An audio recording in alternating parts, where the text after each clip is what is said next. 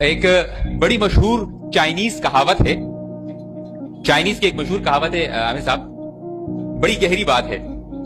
वैसे ये बात मैंने आज तक कहीं शेयर नहीं की, यहाँ पर कर रहा हूँ क्योंकि माशाल्लाह मुफ्ती सुभान साहब जो है वो खुद भी एक वसी जहन रखने वाले शख्सियत है, तो यहाँ पर ये बात मैं करूंगा तो शायद किसी को बुरी नहीं लगेगी। तो ये बड़ी मशहूर कहावत है कि चिंग विंग सिंग, सुनिएगा, चिंग विंग सिंग सिंग विंग चिंग।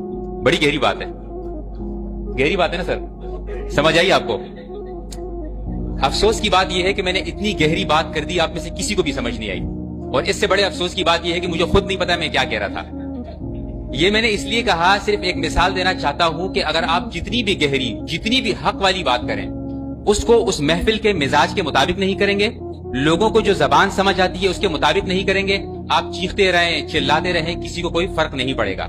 ये बात मैं इसलिए कर रहा हूं कि इस वक्त जो मीडिया का फितना आ चुका है, हम सब इसको फितना कह रहे हैं लेकिन कोई इसको समझने के लिए तैयार नहीं है। एक छोटी सी एग्जांपल देना चाहता हूं। रिसेंटली आपने तकरीर सुनी होगी, मौलाना फजल रहमान साहब ने एक तकरीर में कहा कि मैं खुद शादियां करवाऊंगा, 18 साल 16 साल 12 साल 10 साल।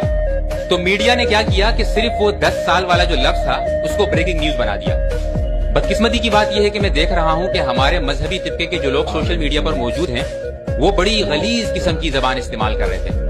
तो मैं कहता हूं कि अगर आप 100 लिबरल्स को गालियां दो या 100 कादियानियों को आप जो है गालियां देते रहो, लेकिन किसी एक को मुसलमान या इंसान बना दो, वो ज्यादा अच्छी बात है। इसलिए हम क्या करते हैं, हम ये नहीं देखते कि यार मेरी बात करने से लोगों को मैं मुतनफ्फर कर रहा हूं या लोगों को मैं अपने करीब लेकर आ रहा हूं। याद रखिएगा, देखें इस वक्त ये मदरसे में हम मौजूद हैं, ये ऐसा कौन सा काम कर रहे हैं जो पाकिस्तान के खिलाफ है। माशाल्लाह मैं 14 अगस्त के लिए गया था अंदर साहब के मदरसे में, माशाल्लाह से वो तो पाकिस्तान से मोहब्बत करना सिखा रहे थे, इस्लाम माशरे में कैसे जीना है ये सिखा रहे थे। यहाँ पर ये तालीम दे रहे हैं, यही बच्चे आगे जाके इकोनॉमी का हिस्सा बनेंगे, यही बच्चे आगे माशरे में जो है इंसानियत की बात करेंगे, यही बच्चे जाके हक और सच की बात करेंगे। इन बच्चों को कॉन्फिडेंस दिया जा रहा है। तो आखिर ये लोग ऐसा क्या कर रहे हैं जिनके लिए मसाइल पैदा किए जाते हैं? तो ये 3 अल्फाज अपने साथ याद रखिएगा कि मदारिस को लोगों की नजरों में खराब दिखाने के लिए 3 तरीके इस्तेमाल किए जाते हैं। गौर से सुनिएगा। एक होता है डिसक्रेडिट देम। डिसक्रेडिट का मतलब होता है कि इनके काम की जो हौसला अफजाई हो वो न की जाए। यहाँ पर ये सब कुछ हो रहा है लेकिन बहुत कम हौसला अफजाई करने वाले लोग मिलेंगे। एक, इनकी हौसला अफजाई नहीं की जाती। दूसरा, कैरेक्टर असैसिनेशन, मतलब इनकी शख्सियत को बुरा बनाकर पेश किया जाता है। और तीसरा ऐसा होता है कि कोई फेक किस्म के लोगों को लॉन्च कर दिया जाता है। तो आपने ये देखना है कि अचानक से मीडिया का जहन क्या चला गया है, क्योंकि मीडिया रात को ये फैसला करता है कि कल सब क्या सोचेंगे।